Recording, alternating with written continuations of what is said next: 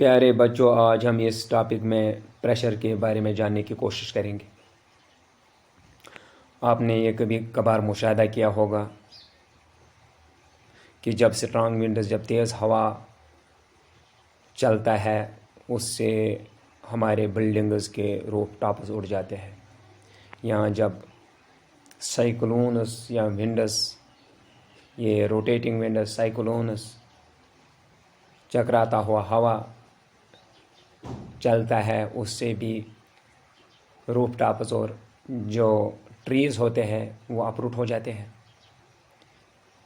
ये विंडोज़ और साइक्लोन्स, ये प्रेशर डिफरेंस की वजह से बन जाते हैं। क्या प्रेशर और फोर्स के दरमियान कोई रिलेशनशिप है? इसको हम जानने की कोशिश करेंगे। अगर हम एक आयरन नेल लेंगे, आयरन का एक कील लेंगे, फिर उसको सर के बल लकड़ी के तख्ते में डालने की कोशिश करेंगे, फिर उसी आयरन नेल को हम उस पॉइंटेड एज सीधा डालेंगे उस लकड़ी के तख्ते में। या अगर हम वेजिटेबल्स को कट करेंगे, पहले ब्लंट जो इसका ब्लंट एंड होता है, जो उसका तेज एज नहीं होता है, उससे काटने की कोशिश करेंगे, और फिर शार्प एज से काटेंगे। और किस तरीके में हमें आसान लगेगा, क्या आपको कोई आइडिया आता है? क्या आप ये महसूस करते हैं that the area over which the force is applied, जिस एरिया पे हम फोर्स अप्लाई करते हैं, for example pointed end of the nail, जो पॉइंटेड एंड होता है उस नेल का, उस कील का, वो एक इम्पॉर्टेंट रोल प्ले करता है उसको आसान बनाने में, उस काम को, उस कील को वुडन प्लैंक में लगाने में वो आसान बनाता है। या उसी तरह जो टूल्स होते हैं, चाहे वो स्क्रू ड्राइवर्स हो, चाहे वो ड्रिल करने के लिए जो टूल्स हैं, उनका जो एंड होता है वो शार्प क्यों होता है? उससे जो काम है,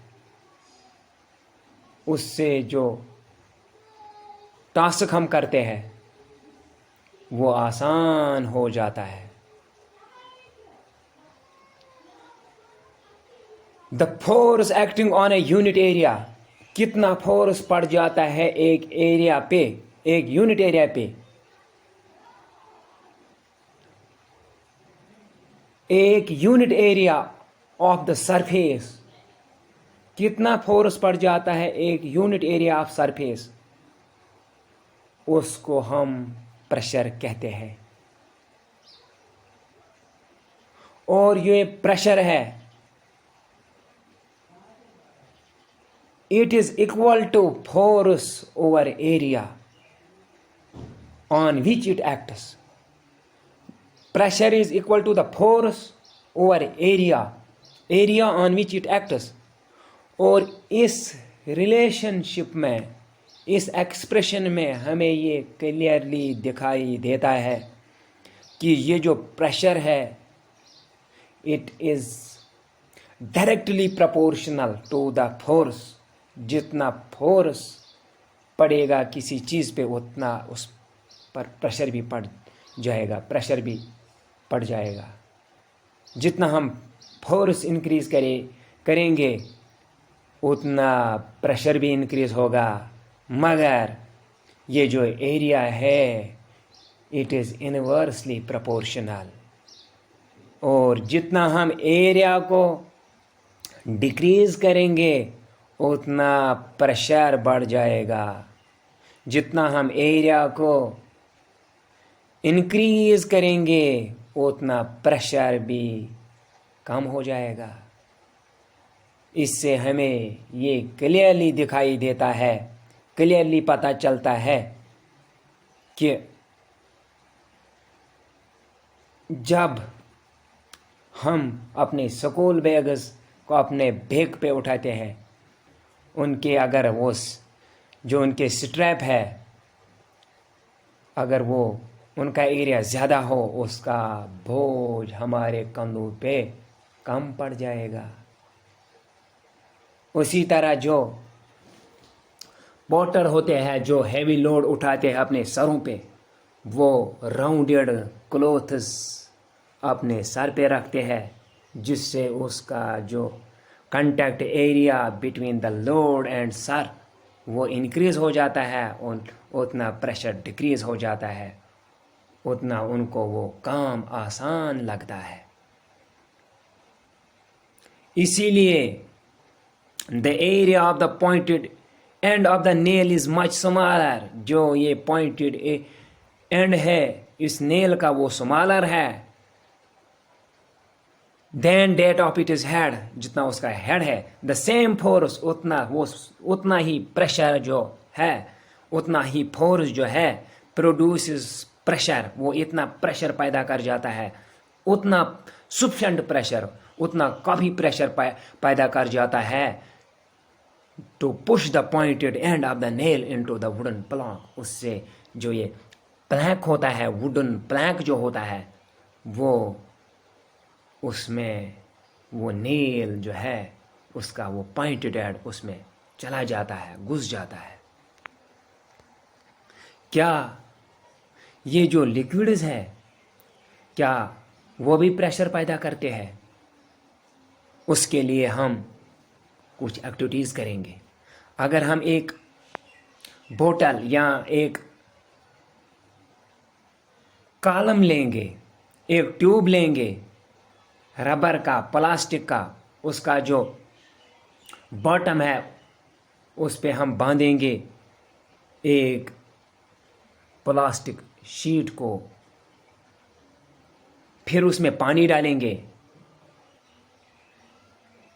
उस बोतल में पानी डालेंगे।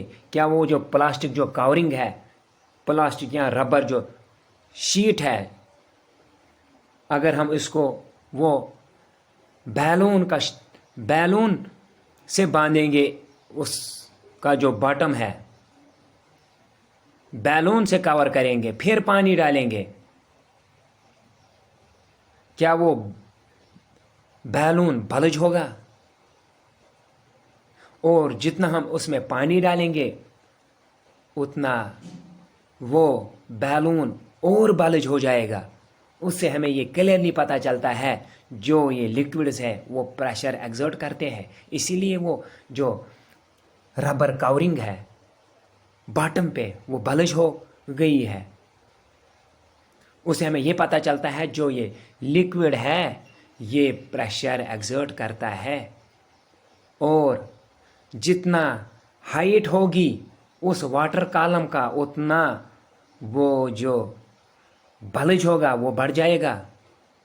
और अगर हम फिर एक प्लास्टिक बोतल को लेंगे, इसको हम साइड में एक प्लास्टिक ट्यूब इंसर्ट करेंगे और जॉइंट पे कोई वैक्स लगाएंगे ताकि लीकेज ना हो, फिर उस साइड पे हम इसको बैलून बांधेंगे और उस बोतल में पानी डालेंगे, उससे वो भी बल्ज होगा। साइड पे वो जो हमने वो प्लास्टिक ट्यूब उसको इंसर्ट किया है वो बैलून भी बल्ज हो जाएगा। उससे हमें ये पता चलता है कि जो लिक्विड्स है वो साइड्स पर भी प्रेशर एक्सर्ट करता है। जिस कंटेनर में, जिस चीज़ में हम इन लिक्विड्स को रखते हैं उसके बॉटम पे भी और साइड्स पे भी वो प्रेशर एक्सर्ट करते हैं, प्रेशर डालते हैं। और अगर हम तीसरे एक्टिविटी में एक बोतल लेंगे और इक्वल हाइट पे हम 2-4 पोर सुराग बनाएंगे इक्वल हाइट पे फ्रॉम द बॉटम से अप की तरह हम इक्वल हाइट पे 2-4 जो पोर्स है लगाएंगे उसके साइड्स पे, तो फिर उसमें पानी डालेंगे और वो इक्वल जो हाइट पे जो पोर्स है वो इक्वल डिस्टेंस पे वो पानी फेंकेंगे। उससे हमें ये पता चलता है जो लिक्विड्स है वो एक्सर्ट इक्वल प्रेशर करते हैं एट द सेम डेप्थ पे वो इक्वल प्रेशर पैदा करते हैं। We observe in these activities, जो हमने ये एक्टिविटीज़ किए हैं उनमें हमें ये पता चलता है डैट वाटर एक्सर्ट प्रेशर, ये जो वाटर है ये प्रेशर पैदा करता है ऑन द बॉटम, जो बॉटम होता है, as well as on the sides, साइडों पे भी, जिस कंटेनर में ये लिक्विड्स होते हैं। और जो ये लिक्विड्स होते हैं एक्सर्ट इक्वल प्रेशर, ये इक्वल उतना ही प्रेशर डालते हैं एट सेम डेप्थ में, ये इक्वल प्रेशर सेम डेप्थ में इक्वल प्रेशर डालते हैं। थैंक्स।